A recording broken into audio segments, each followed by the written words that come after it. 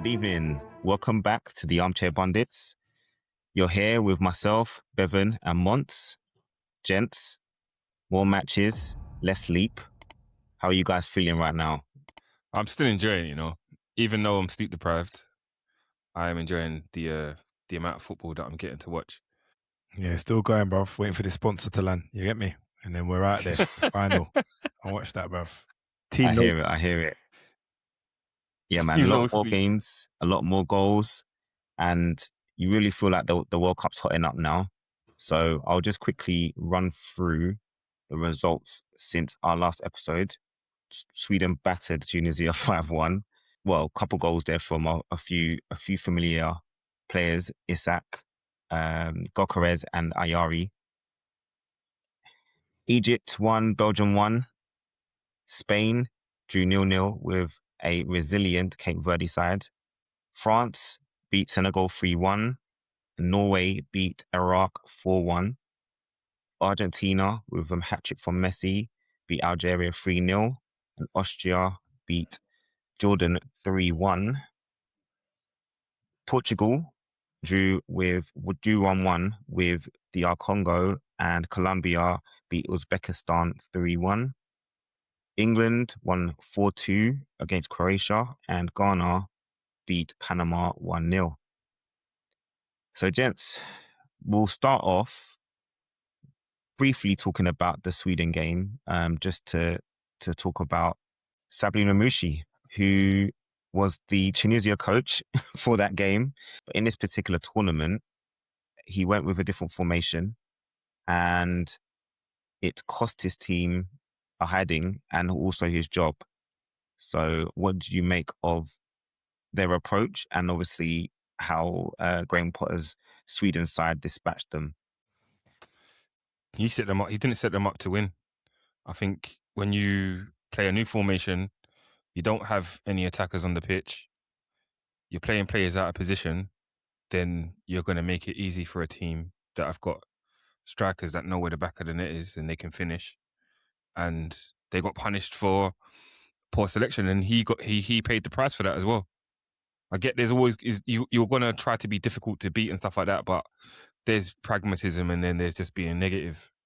I think realistically, if you let Gyökeres score, you already know that you're going to have a long day, bruv, trying to convince people that your job is worth keeping.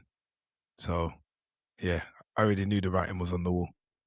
Well, we're still doing Premier League shots, yeah? Bravs, we're still doing that. I don't understand. Hey, does Gyökeres play in the Premier League? Brother, listen, let's have it right, yeah? The guy can score goals. He knows where the back of the net is. That is undeniable. I can't help myself, Bev. I'm sorry. I know you can't. I know you can't. But can we just not? We can't just not throw the shots today because we're going to talk about your guy later. All right, fair. Let me just leave that for now. We should have maybe started on Portugal first, and then I've been all right. No, in truth, I was tempted. I'm not going to lie, but I thought I'll get this one out of the way. There was a couple notable mentions. First of all, I didn't expect to see that version of Isak. I think that's fair to say. I think everyone's seen that Isak got a goal, he got 2 assists, and he was pretty influential to the wave of attacks that Sweden were kind of, providing to Tunisia's defence. He looked sharp. He was very much involved in all of the link-up. But on the flip side, when you look at the Tunisian side and the way they set up, like Bevan said, there was only going to be one decision made. When you decide to take a bag of wingers and attackers to a big competition like the World Cup, and the first match, you decide you're going to go with a 5 at the back, and that's a formation that you've not used in any of the friendlies, people are going to start questioning your decision-making. And I feel like that would probably be one of the reasons why he lost his job. Saying that, he lost his job, and then they quickly found a replacement in the old Saudi Arabia manager, I'm going to say. He was their manager for the last World Cup in Qatar, if I'm not mistaken. The same team that beat Argentina. Hervé Renard. I believe I have it butchered that, but yeah, you guys will probably One of be the the judge easier of it. I'm pretty pronunciations sure that you probably got on this you can't agenda. just clap and say well done once. Well done, and just bro. leave it at that. Well done, bro.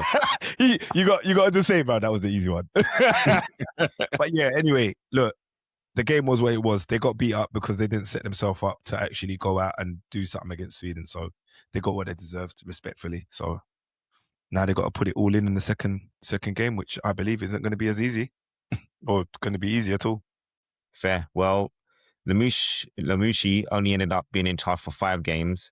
He was appointed just after the AFCON tournament. And as you said, none of the warm-up games for him to have not prepared his team in the right way going into the tournament and tried something completely new. And when you go defensively and still manage to concede 5 goals, it's pretty diabolical. And it could have easier been more as well. So not surprised that Tunisia made that decision. And we'll see whether Hervé Renard can sort of salvage their tournament and manage to get probably a 3rd spot if they're lucky, really. We'll see. All right, moving on to Egypt and Belgium. Egypt actually did pretty well against Belgium. Belgium will probably be disappointed that they didn't perform to their expected levels, but this is not the same Belgian team that we've seen in previous World Cups. The golden generation is kind of gone now, and they've got Lukaku and De Bruyne still, but you don't really feel like this is the same quality side that they've had in the past. So what was your take with Egypt? I mean, Salah played in a slightly unfamiliar role, but a familiar role for Egypt, in playing in the centre is kind of like a false 9. What did you make of the game, or what did you make of the performance of Egypt in that game, Lamont? I was speaking about this the other day, and I was really impressed with Salah, and I don't say that lightly at all. I don't say that at all. I don't often give You that. don't really say it ever, to be honest. Yeah, I don't think I've ever He's said going to that. break out in hives. I'm slightly glad that James isn't on the pod, so he can just be like, say that again. But yeah, I think You don't they've play for done Liverpool well no more, is that right? Yeah, fair. I think they've done the right thing by putting him in the 10 and having Mamouche in front of him because he's got plenty of legs. You could see that they've got a way of playing, and I feel like that kind of helps them to kind of really push forward their agenda on the opposition that they're playing. Belgium struggled with coping with Salah's movement, which, you know, you'd argue that a man of his quality shouldn't really be worried about going into a position that he's not necessarily familiar with. But yeah, man, he was like a duck to water. I think Belgium looked very underwhelming. The fact that they had a teenager up top that done nothing. Lukaku came on for 60 seconds and scored is, not scored, but he had a massive, influence in the reason why Belgium got the point. Tells you everything. Indeed. Well, we'll move on. We won't spend any much time on that one. We'll move on to probably the shock result of the first round of games so far. Spain goalless draw with Cape Verde, and Cape Verde's 40-year-old goalkeeper, Vozinha, being one of the heroes. But largely, you'd have to say that Cape Verde's collective defensive resilience, concentration, teamwork, cohesion was outstanding. And we've seen Spain have the ball, dominate, make teams look silly, but they really, they did get a couple of gilt-edged chances. One probably, I would say, that should have been dispatched was from Ferran Torres, who hit the crossbar. But largely, you'd have to say that Spain didn't really create a lot of clear goal-scoring opportunities, and the saves that Vozinha had to make were good, but you would expect a keeper to save those kind of shots. But what did you think of Spain's struggles, and how impressed were you with Cape Verde, Bev? I was very impressed with Cape Verde because they were very difficult to break down, but Spain made it very easy for them by playing very slow. And you saw the difference when they brought on a bit of pace, and that was what was lacking. As soon as Yamal comes on, he beats a man, and then he looks like he could be threatening. And then they have to bring on Nico Williams. It didn't, without them two on the pitch, it wasn't working. It was it was way too slow. It was way too easy for Cape Verde to set up, and when they did get chances, Torres missed some chances. Olafabao wasn't really on it. There was a lot. It was very disjointed. I know it's like the first game, and you don't really write a team off like you don't write a team off like Spain off. Sorry, you don't write a team like Spain off.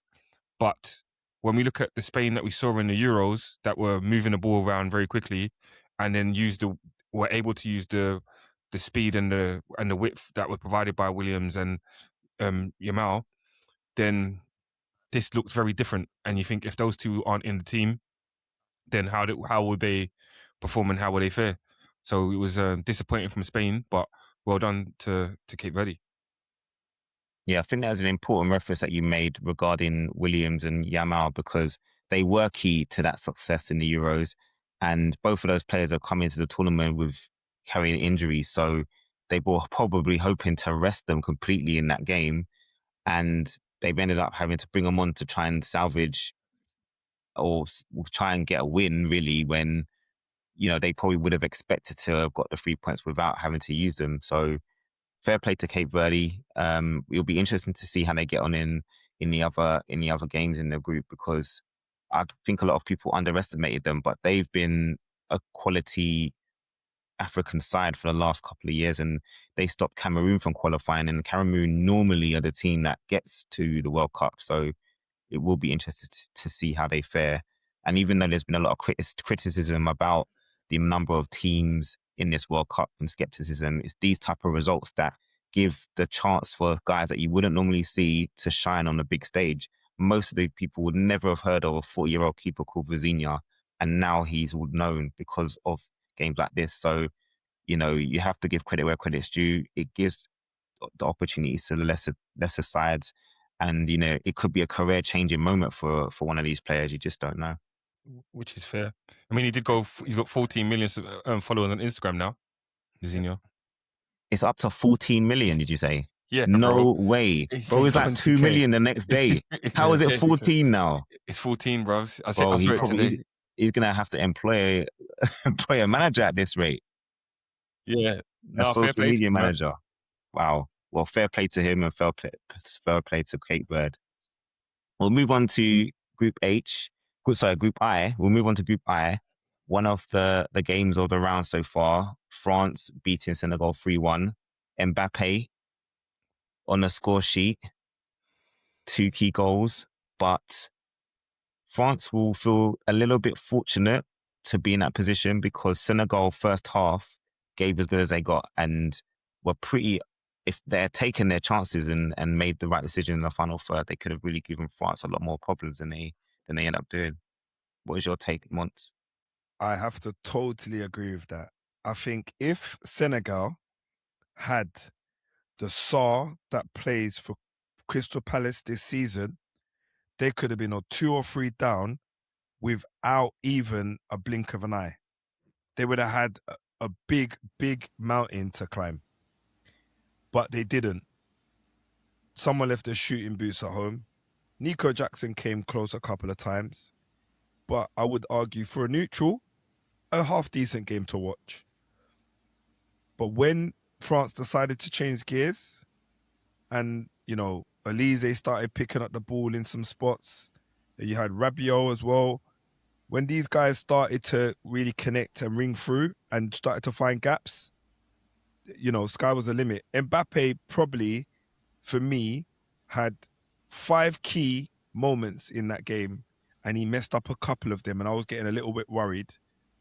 But a friend of mine and Bevan's just put an emoji in the group and just put Mbappé with this next to it. He's got like one meme where he goes like that, like all the talkers kind of thing. Literally, as he put that in the group, Mbappé scored. And it was, after that, it was his show, you'd argue. France look good. I'm going to be real. France look good. If they could play how they finished, Bevan, they look good.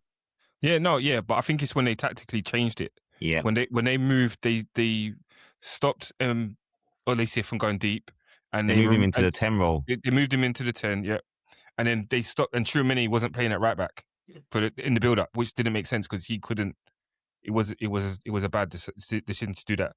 I think Rabiot was the one that kind of swapping with Koundé at certain points, but when they released Tchouaméni into midfield, things worked out for them a lot better. And then when they had Olise playing as the 10, and there were times in the first half where Mbappé didn't have not even his shooting boots on. His touch was all over the place at some points. He could have been in and he wasn't. And I think that in the second half their class just kind of showed out. But I think that there's a lot of teams in this tournament where they haven't turned up in the first half, and in the second half they've been a lot better. France aren't the only team to do that. No, for sure. And I think we have to give credit to Senegal in the first half because they nullified what you would consider France's superpowers: pace, power, and speed. Like pace, power, but also quick feet. They matched them in winning the first balls or second balls. Anything that was loose, as you said, if they had a loose touch, they were on them immediately. And you saw that once France made the tactical change of making Doué a little bit more narrow so he could cut in and cause a little bit more problems, essentially, Olise, he's got a lot more vision. He's got a lot more, I would say, football on the IQ than Dembele has. We know what Dembele is about. He's about causing havoc. And Olise is a little bit more measured. And you saw the pass that he made for Mbappé. It cuts out 5 defenders, I think, something like that. It's just ridiculous. Just before you move on from that, though, with Dembele, I just feel like every time he's around Mbappé, he just loses the spotlight and he almost can't function. I feel like all the mechanics, he gets an engine management light on his dashboard. That's what I feel like that happens to him. Because for all the time he spent with Mbappé in PSG, he weren't really in the conversation for a Ballon d'Or. Mbappé leaves, he gets the Ballon d'Or, they win the Champions League, etc., etc. So it's like, do you get what I mean? I don't feel like I'm seeing this all myself. I feel like this is factual stuff that I'm looking at, and clearly them two cannot work together, or at least Dembele can't operate with him as the guy, the main guy. If Dembele needs to be either the main guy or just not have anybody that are too big a name around him. You might see something different if Dembele was playing as the 9 and then Mbappé was playing off the left. The 10. No, on the left. Then you might see something different because then he might drop deeper for him to make different runs. But then obviously there's going to be issues with that happening defensively, and I think even with the first half, that was the problem, is that it was too easy for Senegal to beat France on the wings. The wing backs weren't, because there was the right back and left back were so high up. It was too easy for Olise and Doué to be run past, and it happened time and time again in the first half. And then when they changed things up, it didn't happen as much, and France just took over. Yeah, once France got the early goal, it meant that Senegal had to kind of release the shackles a little bit as well, because they were playing pretty much counter-attack in the first half. France had to let them have the ball a little bit, and then also Senegal will win the ball of France in midfield. But as you said, once they had made the change of just leaving Tchouaméni in with Rabiot in the central areas rather than having that rotation, it just worked better for them. But good goal, good game, and it'll be interesting to see how the next matchup fares after Norway beat Iraq 4-1. Good result for Norway. They haven't been to the World Cup in a number of years. So the Iceman, Erling Haaland, strikes again, doing what he does best, scoring goals, not involved in the build-ups too much, but doing what he does. What did you make of the performance once? Clunky. Haaland, so clunky, bro. But he gets goals. He is so horrible to watch. I'm going to be honest. When I look at a number 9, he is literally just give me ball, I pull it in net. I don't feel like give me the ball, I will gracefully put it in the net. Do you get where I'm going? It's just very... Isn't that the hardest thing to do in football, though? Put the ball in the back of the net? I understand it, Bevan. But it's just so unattractive to watch. I know what you're saying in terms of the way that he runs and the way, his frame is not as pleasing on the eye. But one thing you can't deny is his shot technique. He knows how to finish. you can't deny his numbers either. His numbers are cyborgish. They are just. I feel like every time I see a stat with him, I feel like someone's AI'd this. But then when I see him play, I realize they haven't. with Haaland, if you look at any centre forward, they're going to say he scores the type of goals that they'd want to score. The tap-ins, like the easy goals, he doesn't have to do much work. It's an easy day's work for him.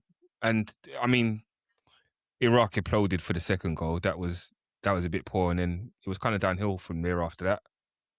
It was a bit too easy for Norway. It was. I mean, it's Iraq's first appearance in the World Cup, isn't it? So for them, it's history made, but not quite the result they would have liked going in. Leon, they didn't look bad though, Leon. They didn't actually look bad. Iraq. No. They didn't look bad. They didn't actually look bad. Remember, they equalised as well. You know, that's what I'm saying. There was a couple of times they played the ball in. I was gonna say their front two. I like the way that they worked off of each other a lot of the time. They dovetailed very well, but it was just defensively they just made too many mistakes. And Norway? Go on.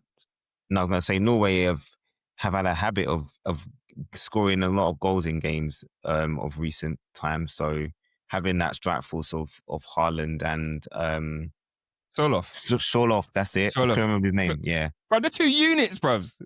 They are absolutely. That's ridiculous. They're gonna give problems. They're gonna give teams problems all day because of how physically strong they are, how quick they are, and yeah, they're just gonna be a nuisance. I mean, you've got Østigård. I'm not gonna disrespect his name as some people might, but Østigård for Norway has a little bit more freedom than he does for Arsenal. So, you know, they're going to be an interesting team, Norway, and I don't think many teams are going to want to play them. No, one thing I'm disappointed is that they're not going to be playing France next. That's what I'd want to see instead of it being the last game of the tournament, because France are more likely to beat Iraq, and then for the matchups, you would have been hoping for that to have been a blockbuster. Yeah, rather than the last game, because it depends what happens. It depends. France are more likely to do France that. are more likely to beat Iraq, but Norway and Senegal, that could be a lot closer. We'll see. Moving on to Group J, World Cup legend in Lionel Messi scores a hat-trick to equal Miroslav Klose's World Cup goal-scoring record. And Algeria, they'll be pretty disappointed. I'm sure Luka Zidane will be a little bit disappointed with a couple of the goals that he conceded. But Messi strikes again, and he's basically announced himself in the tournament. What did you make of Argentina's performance, Mons? Brother, you should have got a red. End of story. Do you know what it is? What makes me laugh about Lamont, is that in real life, this guy is such a troll, but when it comes to certain things, he's so straight-laced that it don't make sense. I would expect you to be a bit more like lenient with certain things, but it's like you want to play by the rules, but you're not a person who wants to play by the rules when it suits him. Let's be real. Certain man can stub man in a knee and not get any retribution. Tell me who that man is. Tell me who that man is, and we'll chat to him, because that was a red card. It was dangerous, careless, and he got away with it. Just like in the last tournament, he had his hand up in the sky, pointing to 12 o'clock, and the ball hit his hand. The ref didn't even call play on or nothing. And he just played like it didn't happen. Right in the middle of the Netherlands game, he had about 5 or 6 of the players turning around like, ref, nothing. Bro, you see where that guy's involved? Rigged. That's all. Rigged. I just feel like... Listen, you cannot doubt his excellence. Yeah, you cannot doubt his showmanship, his quality, his longevity. You can't doubt the depth of, like how much he's kind of infused the game and changed the game. But just in terms of those moments, I feel like it's a little bit unfair, man.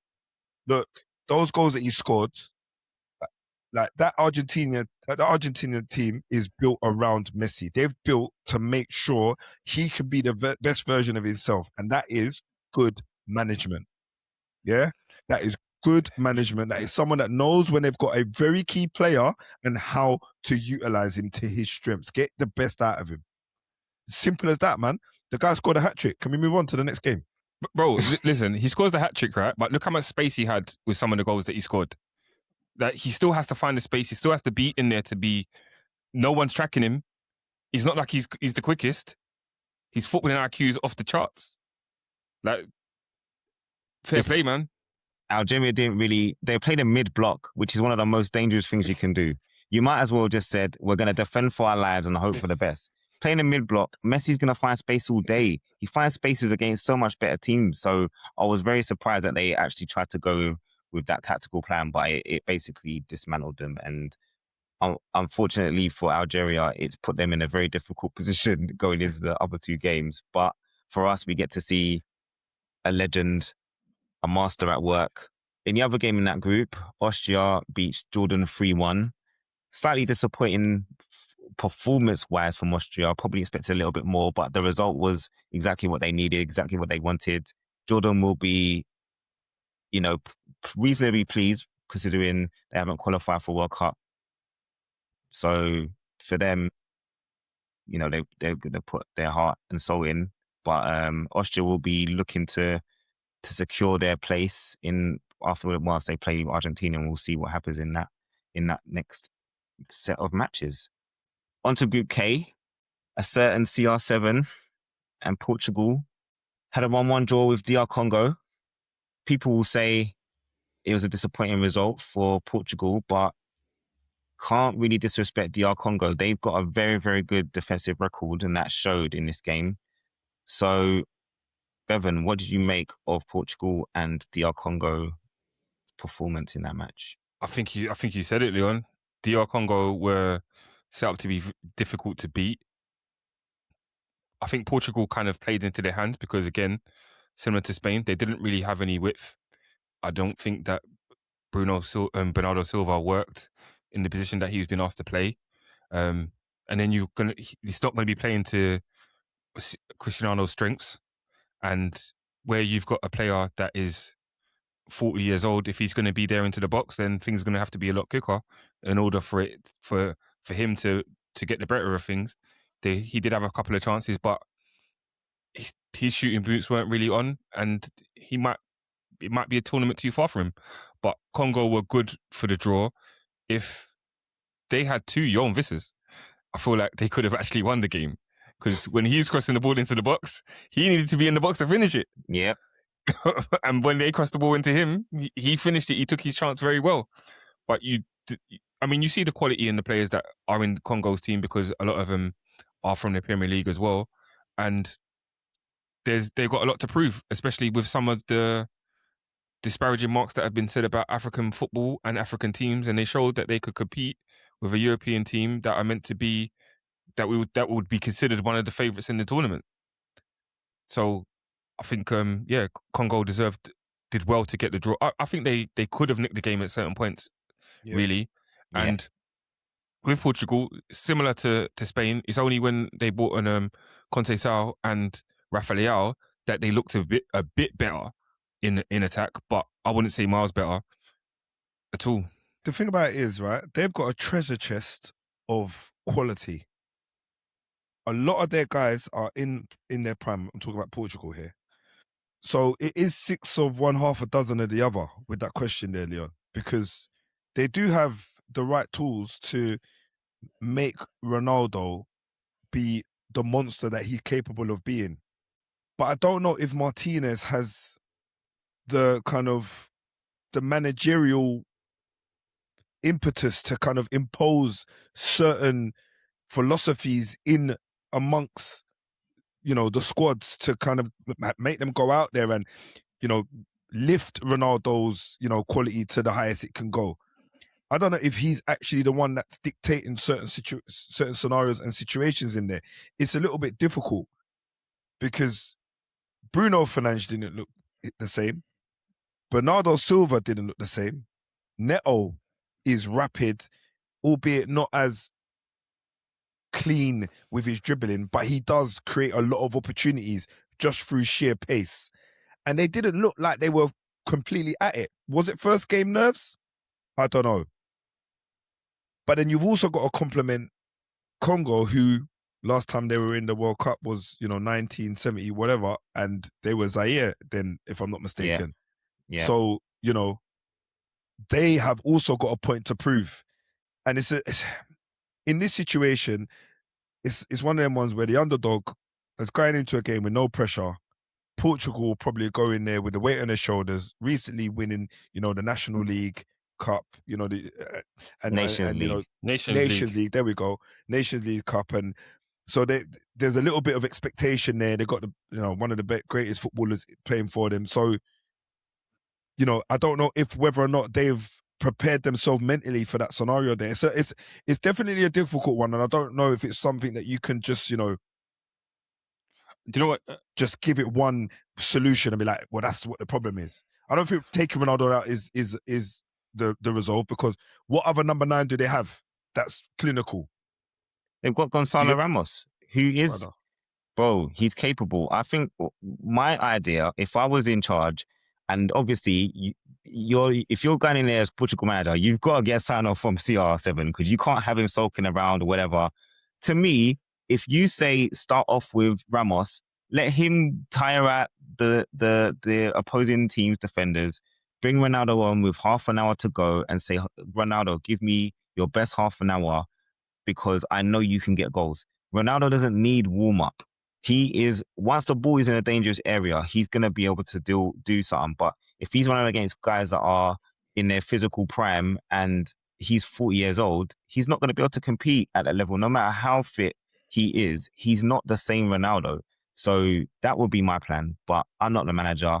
I'm also don't know if CR7 would even buy that idea, because we know what he's like. We know that he wants to play every minute of every game. And that's probably why Martinez hasn't brought him off. But to me, if this is his last World Cup or this last tournament with this team, why would he be worried about Ronaldo's opinion at this point? Because he ain't got nothing to lose. Could disrupt morale in the camp. Well, we've seen it before. The previous coach, he ended up leaving his post, but after the tournament. But you saw how well they did when Ronaldo didn't play certain games, and it did disrupt the army. But the team played better in those games. So I think if he wants to win a World Cup, he might have to be a bit part player in the team that wins it. Then he can say he's got a World Cup. But it doesn't have to be a bit part, because playing half an hour isn't a bit part role. You're playing a cameo in every single game and causing problems. And we know that Ronaldo can score at any moment. So that would be my plan. But I'm not the coach and I don't get paid to do it. So anyway, moving on. Colombia played out a 3-1 win against Uzbekistan. Uzbekistan making their first appearance at the World Cup as well. Putting a good account of themselves, but Colombia, my dark horse choice for getting into the quarters. They had a good performance, really late, good late goal. But what did you make of the performance and that game, Bevan? It's a good performance from Colombia. Luis Diaz showed his quality as well. He was putting a lot of the strings in for Colombia, and he's going to be very important for them, I believe. And I think, Uzbekistan did put up a fight, but Colombia's quality showed out in the end. I mean, the last goal that Colombia scored, Hernandez puts in a lot of fight. I don't know how he has no right to win that ball. And by no any right other to account, dig out a cross, an accurate cross from that as well. No, and then the header. Everything about the goal was fantastic, man, and it kind of shows that you're right for saying that Colombia are a dark horse. I think that the conditions are going to suit them as well, and in these kind of, I think they did pretty decent in the Brazil World Cup. And I think I agree with you. I think they're going to do pretty decent in this World Cup as well. Be interesting to see when they got to play Portugal. So it's that could be the game that kind of is there to top the group, right? Yeah, for sure. If they win their second game, they're through. You'd have to say, and probably top spot as well, I think. So yeah, it will be interesting. All right, moving on to Group L, England, Croatia. An unlike England performance in the World Cup, you'd have to say, in a good way. in terms of, releasing the shackles and playing with a bit more freedom. 4-2, can't argue with the result. You might talk about the 2 goals conceded, but England scored 4, and it's winning 4-2 is the same as winning 2-0. It's a good result. Mons, what was your take on the game? Yeah, it was a pretty straightforward win for England. Definitely a game of 2 halves.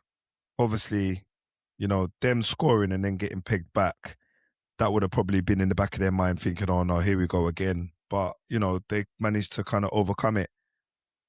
I'm going to probably just say something here, but I feel like since the beginning of the tournament, these water breaks, I'm not going off topic, but I kind of am just leading towards something. I feel like they're coming at points where the teams can kind of do like tactical changes, have like conversations. So it's almost like warm-up matches or training where they can bring it in, have a look at this board, this is what you need to do, you're not doing it. So the games are arguably having swings and roundabouts because of that. I feel like if England were allowed to just play, I feel like it probably would have ended 1-0. Croatia wouldn't have pegged back, and they probably would have maybe gone on to the second half and still dominate. And I don't think Croatia would have probably had an opportunity to kind of like score 2 goals like they did. But obviously them having an opportunity to kind of have a conversation, change things up, then they kind of come out from the water break and then, get a goal not too long after that.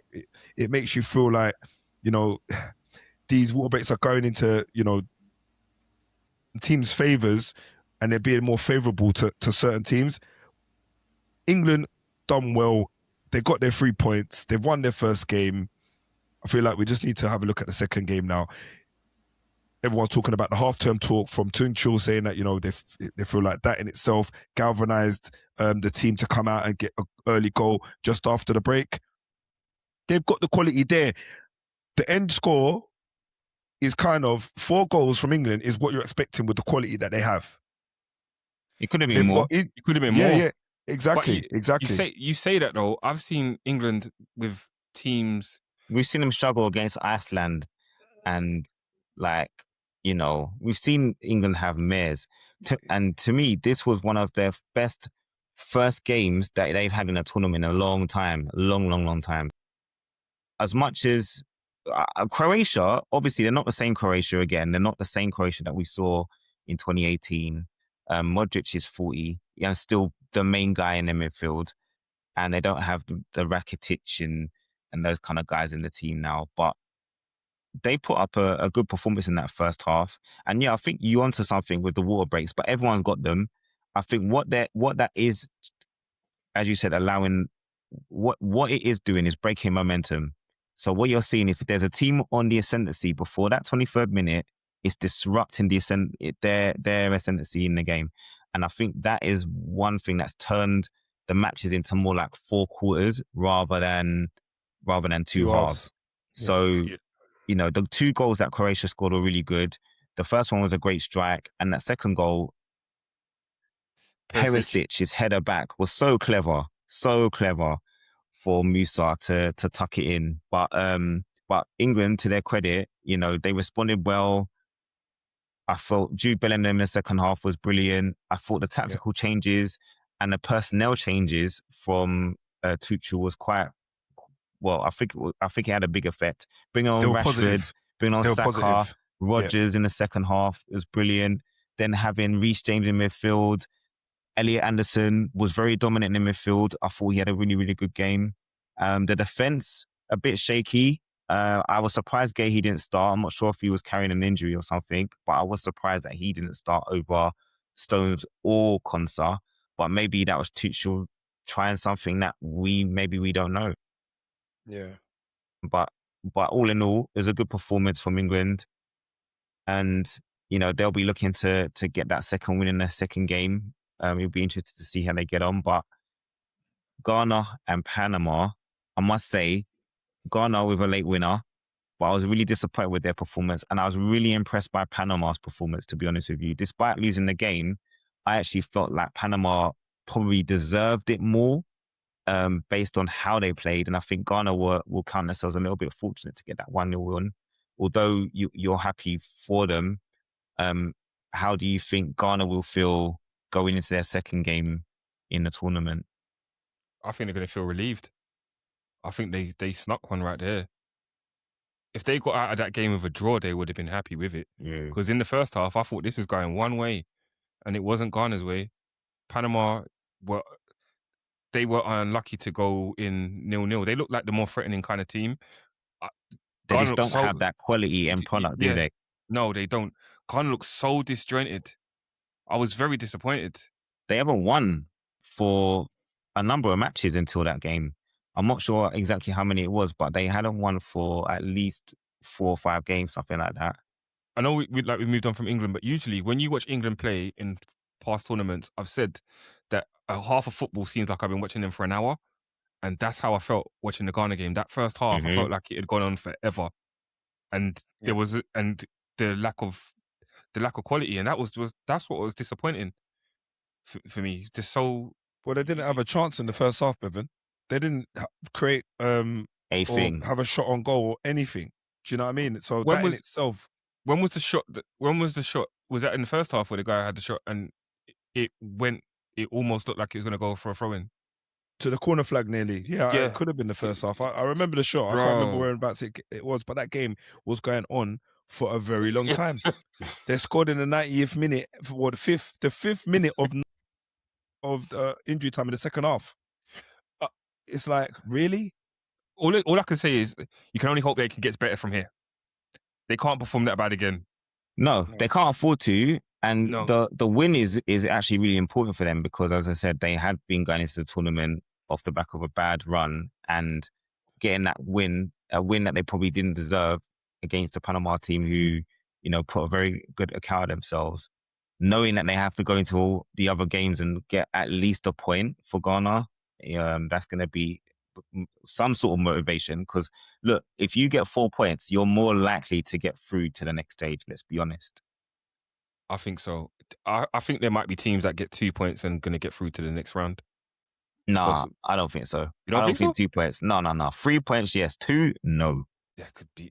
Well, Because okay. remember, it's the four worst teams go out. You finish third. Yeah. So for someone to get 2 points and manage to get through, wow. Maybe 1, but I can't see. I don't know. You're making me doubt myself now because I'm thinking about who's won their first games already. But you might be able to start with someone could get through 2 points. To be fair, now I'm thinking about it. Because it was 8 of them that's got to get through. Yeah. So it's gonna be. It'll be interesting to see. Like one of the teams that's already drawn, they draw another game and then lose a game. Then interesting. We'll see. We will see. But definitely 3 points is the minimum that you need to get out of the group. I think so. All right. Well, last but not least, what was your moment or result or performance of the round so far? Whether that's a player, a match, just on the matches we spoke about today. Oh, okay. I'm gonna say the Elise assist for Mbappe's first goal. Cold. Mm-hmm. Cuts in and just slips it past 4 man, like normal. Yeah, that was cold. Yeah, it was cold. That's my moment, I think, to be honest. I'm gonna say is Ayari because he scores a goal, doesn't celebrate, then scores a banger and celebrates. Someone said something to him at half time. What's wrong with you? Maybe it was his parents. Because I think it's his dad that's from Tunisia. Yeah. I get why the muted celebration, but when he scored the banger, he's like, no. I scored a banger right now. Yeah. But yeah, the first one was before halftime. The second one was in the last Kind minute of of the held his game. hands up like that, didn't he? Like he didn't want to celebrate the first one. Then the second time he's like, bro, I'm not gonna get a brace again. Someone must have spoke to him. What about yours, Leon? It's too easy for me to say Messi, so I'm not going to. I'm going to go with that goal. I think it was the assist by, is it Hernandez? For Colombia. Just a determination to win the ball. Probably wasn't favoured in that situation. He twists up the defender, digs out across, and the header was just beautiful. So I'm going to go with Colombia's third goal against Uzbekistan. honourable mention for Muniz though. That ball to him and then the finish to like run as a fullback was tidy, very tidy. Yeah, man. Munoz, we've seen him for Palace. He's been quality all season. So facts. no surprise that he's doing bits for Colombia as well. So yeah. Well, that's it from us. Please don't forget to like. Please don't forget to subscribe and leave your comments. Leave your moments of the tournament so far. But no, thank you for joining us again. Until the next time, have a good one and continue to enjoy the World Cup. Take it easy.